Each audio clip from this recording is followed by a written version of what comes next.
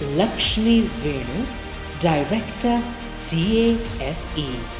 Leadership, an alloy of spirit and steel. Sowing grit and harvesting prosperity for tractors that plow fields and minds that till ideas. In the purr of engines, she feels the pulse of farmers, the dreams of workers, and the rhythm of a nation in motion. The New Indian Express honors Lakshmi Venu, Devi of Drive.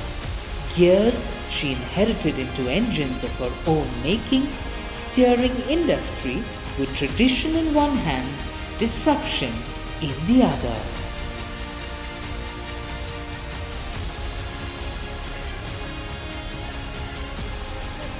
Lakshmi wasn't able to make it this evening, but she's shared a short AV, and if I may request, the AV be played. Good evening, everyone. I very much wish that I could have been with you in person this evening at the Devi Awards. Coming from such an eminent publication, it is humbling to receive this recognition. Thank you very much to the New Indian Express Group for the honor and the encouragement, both to me and to women across disciplines over the years. Speaking from the perspective of women pursuing entrepreneurship, it's a subject that's both close to my heart and I believe critical for nation building today. We are a country of self-employed and entrepreneurs with over 55% of the formal workforce pursuing this path. Half the demographic dividend that we are all optimistic about are women. And including more women in entrepreneurship at scale, I believe will turbocharge the Indian growth story. We are in the midst of what could be golden years for the Indian economy, with tailwinds of growth, a young, ambitious population with a big risk appetite, a supportive government nationally and in the state. It is an exciting juncture that we find ourselves at. One of the things that I have always drawn energy from personally is meeting women entrepreneurs across context and scale and seeing how each of them have navigated their journey. So I thought I would take this opportunity to share a few of my observations from my experiences. Whatever the context, the key features I see across all of them are aspiration and self-belief, a supportive home that connects them with the right skills at the right time, education on accessing capital and markets, and importantly, peer learning and mentorship.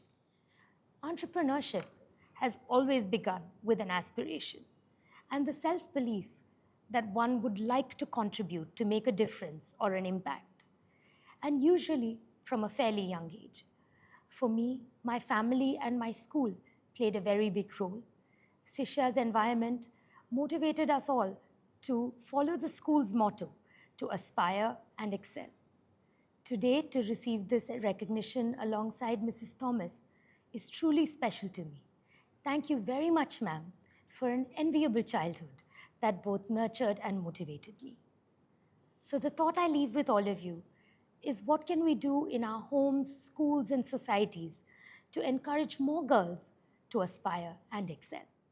Aspirations need to be built with skills, be they technical skills or those that are often necessary to entrepreneurship, like financial literacy or marketing. My inspiration in this regard is very much the young women who work in our factories. Coming from rural backgrounds, their families encourage them to enroll in a technical institute and move to the city.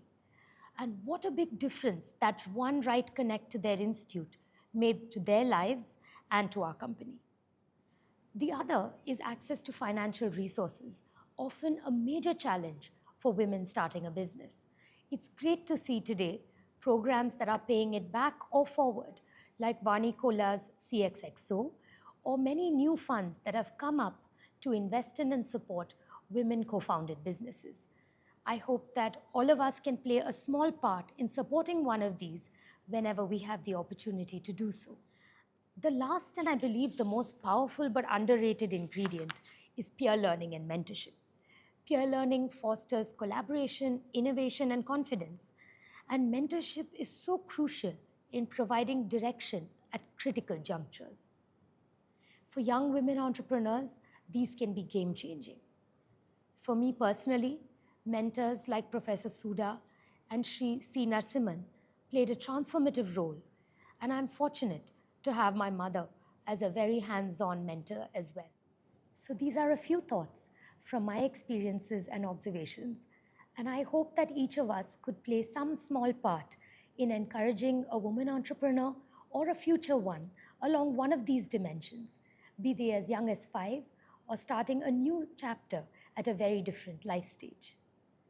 I believe today the time is truly right to grow women's entrepreneurship in India at scale in a way that could change the landscape of the Indian economy. Thank you once again to the New Indian Express for this humbling recognition. To the TAFE and SCL teams, it's an absolute pleasure and privilege to work with you. A heartfelt thanks to my family.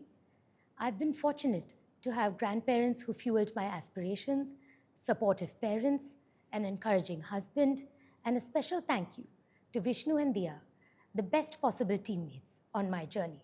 Thank you very much.